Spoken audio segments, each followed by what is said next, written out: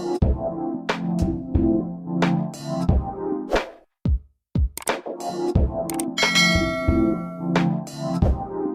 everyone, this is D, Movieman, fellow cinephile, popcorn addict, and emerging film critic, coming to you with reliable recaps, reviews, and reactions. And today I'm coming to you all with a review for Disney's Cruella, directed by Craig Gillespie and starring Emma Stone and Emma Thompson. So, story-wise, we're getting the origin story to the infamous Cruella de Vil, and here we see Cruella as the teenage Estella, who dreams of one day becoming a fashion designer. She has talent, she has innovation, and ambition. However, she does not have wealth, access, or privilege. When a chance encounter vaults Estella into the world of the rich and famous, it unexpectedly brings her into the path of the Baroness, the head of a prestigious London fashion house. But soon enough, Estella realizes that this new world she's entered hides a dark side. And ironically enough, so does she. So I'm going to start off with the pros. There were definitely quite a few pros to be found here. So as I mentioned, this film is directed by Craig Gillespie. He's previously directed films like Lars and the Real Girl, Fright Night, and I, Tonya. I really did enjoy his direction of this film. I liked how he took a lot of elements from his previous films and brought them here, especially the balancing of very dark elements with comedy and quirkiness. I think that really worked here. Craig Gillespie also happens to be a music video director, and I could absolutely see that influence here. There are so many moments, so many scenes, so many aspects of the film that felt so over the top and in your face, literally felt like a music video, but also felt very cinematic as well.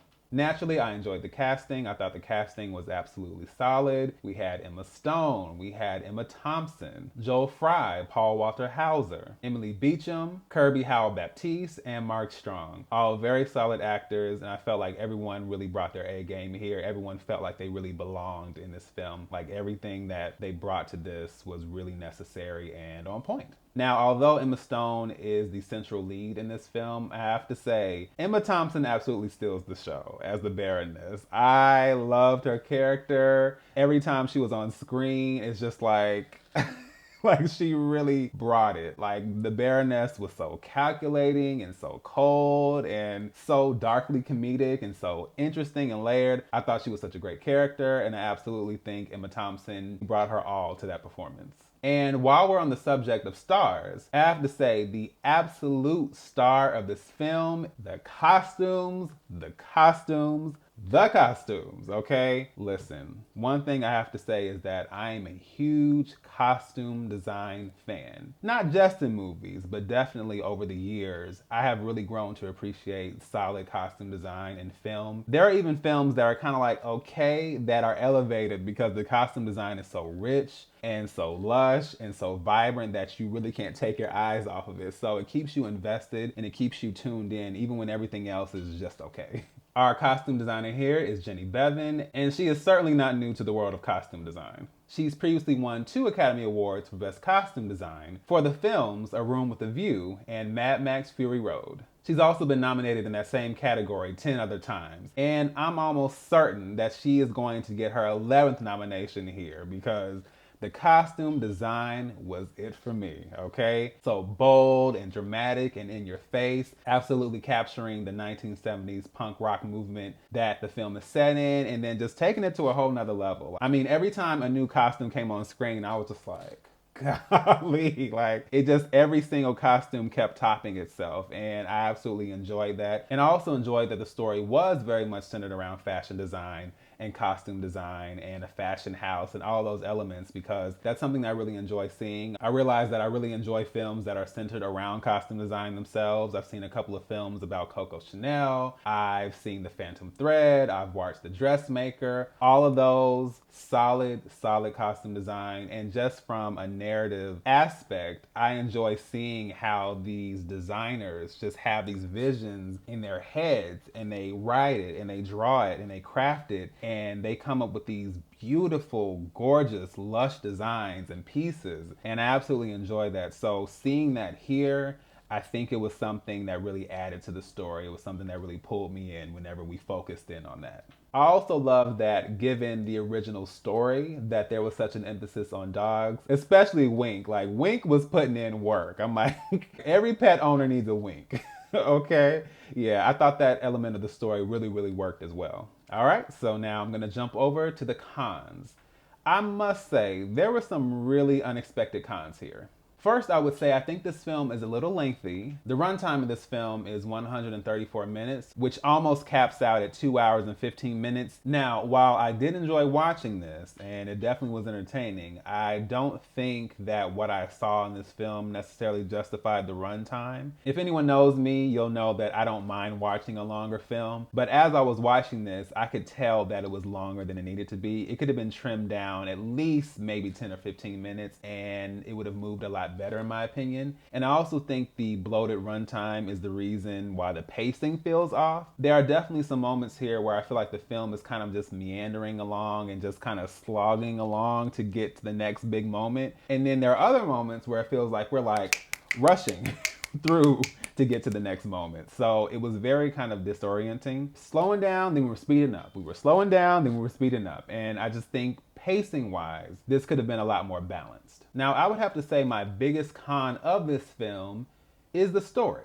Now, as I said before, this is an origin story slash prequel, and it is centered around Estella's eventual journey and transformation into Cruella de Vil. And I appreciated that this film was trying to tell that story with the darker tone, with the fashion design, with all these really cool elements, right? Where this really missed the mark for me was in the foundation and the characterization of Cruella herself. Now, if you are familiar with Cruella as a character, and you've seen 101 Dalmatians, either the animated film or the live action film, then you'll know that she is very much a villain. She is trying to kidnap puppies and make a coat out of them. And it doesn't get any more villainous than that. And in my trailer reaction video, I said the following. I'm just like wondering, what story are we going to tell that is going to explain how she goes from being this young, kind of offbeat fashion designer to being a cackling, psychopathic, fur-obsessed puppy slayer? I'm just not seeing it. And my problem with this film is that the question I posed in that video is not answered now that I've seen the film. I still am very much unclear. I am still very much confused. And that's mainly because this film feels like it is trying to almost retcon Cruella's character. And instead of seeing her transformation into a villain, what I saw was her transformation into an anti-heroine, which is not the same thing. It really felt like the creators of this, or more specifically the writers, it seemed like they were afraid to really push the boundary as far as Cruella and making her a villainous type character. And listen, I understand there are shades of gray. And what I did not want to see in this film is the London Chainsaw Massacre. I did not need to see Cruella running around slicing and dicing up puppies. I don't think anyone needs that, okay? But it's almost like the film was afraid to really paint her as a villain. And I do understand this is Disney. However, we've seen the live action film. We've seen the animated film. And that character is that way for a reason. And this is not the first time that this has happened in a live action film. This also happened in 2014's Maleficent. Now, Maleficent was kind of a mixed bag for me because there were so many aspects of it I enjoyed, but I was so frustrated because as someone who was a huge fan of the original animated film Sleeping Beauty, I just felt like there was so much wasted potential, especially knowing that the story of Sleeping Beauty is not really about Sleeping Beauty / Aurora, the princess, but no, it is about this massive battle of good versus evil, the good fairies versus Maleficent.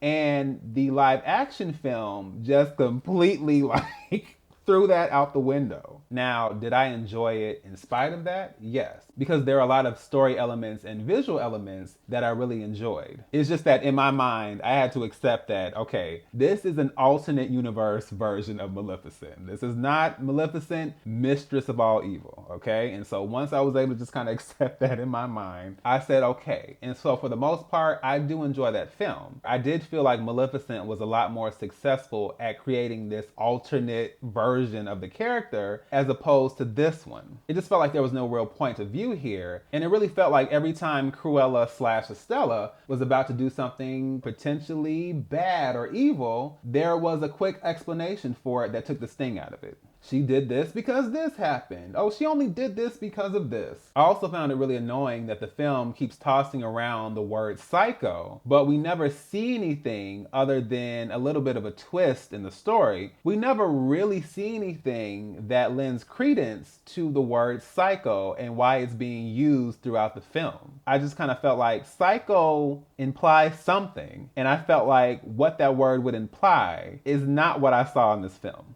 There is actually a really great scene towards the end of the film where Estella finally has this epiphany about the reality of who she is and who she was born to be and the core nature of what she's always been. And that was absolutely a great moment. Emma Stone absolutely nailed it. I loved it, right? It was the final push into I am Cruella. And it was great. However, to accompany that monologue, I don't think we saw anything that was like, yes, this is Cruella. And that's why this film ultimately didn't work for me. It didn't take risks. It didn't really go there like it could have. And going there does not mean gore and violence and things like that, but it does mean changing the tone so that your character really is a villain or struggles with being a villain or the struggles with having a dark side. And I felt like that was not really present here, which was frustrating. From a villain standpoint, and even as a film, 2015 Cinderella is actually still one of my favorite live action films, which is so interesting because when it was first announced, when I saw the trailers, I was like, ugh, like, who needs another one of these? And also because my two favorite Cinderella films are Ever After, A Cinderella Story, and Roger and Hammerstein's Cinderella starring Brandy and Whitney Houston. Those are my favorites. It's cemented. So when this 2015 version was announced, I was just like, I'm good. However, I ended up being pleasantly surprised. I did not expect to enjoy that film as much as I did. And I think what made it so great is that it really stuck to its story. It was very straightforward, it was very simple, but it also made deviations that added to the story. It didn't feel like we were just throwing things in for the sake of it, but it felt like, okay, we have a simple story, now let's just round this out a little bit. So we see Cinderella, or should I say Ella, we see her life with her mother. We see her meeting with the prince unexpectedly. Like there are a lot of elements there that add to what's going on story-wise. And what also really makes that film work is that the villain is the villain. Cate Blanchett not only did an awesome job, but I think the characterization and the motivations of the character were great. She literally has a moment where she's like, you know what? This is why I am the way I am. This is why I feel the way I feel, and that's it. Like she literally lays it out there. And it's like, well, you almost can't help but respect that because it's honest. And the same with Ever After. I absolutely love Angelica Houston's take on that character because you really see the layers. You see the complexities. She's wicked, yes, but you see the layers of humanity and conflict and anger and resentment and frustration, and almost seeing that she could have been a different person very easily, but that the progression of her life has pushed her into being this very cruel and wicked woman, and she's not willing to give that up. Both of those portrayals of the wicked stepmother are uncompromising. And I think that's my issue with this film. It feels like it's constantly making compromises so that the character doesn't feel that bad or that evil. And you can't do that if we're talking about the origin story of a villain. And as great as the costume design is, as great as the production value is, and the casting and the music and all of that, it almost feels like window dressing to distract from the fact that we aren't getting a real foundation of who Cruella de Vil is or will become in the future. Even more so when I think about the ending and especially the mid-credit sequence. I looked at that and I was just like, did I miss something here? I don't know if any of you have watched Once Upon a Time, but Once Upon a Time was one of my favorite shows. And they also had a backstory on Cruella de Vil on the show. And it was so on point. The actress who portrayed her was Victoria Smurfit. And the backstory, her performance, the design and the look and the feel was so on point. And it was very dark and it was very creepy and it was very unexpected because the tone of Once Upon a Time, like it balances between, dark elements and light, but it usually doesn't go there. So I figured it was going to be something very different, but I wasn't expecting what they showed. So if anyone has the chance to either watch the show or at least look up some of the scenes with Cruella de Vil on the show, then I highly suggest you do that, because to me, that version of Cruella is what we could have seen here, or at least got a hint of seeing that potentially. And although I know a sequel has been announced, I'm still not seeing how this next film is going to connect to that character that we all know and love, or love to hate.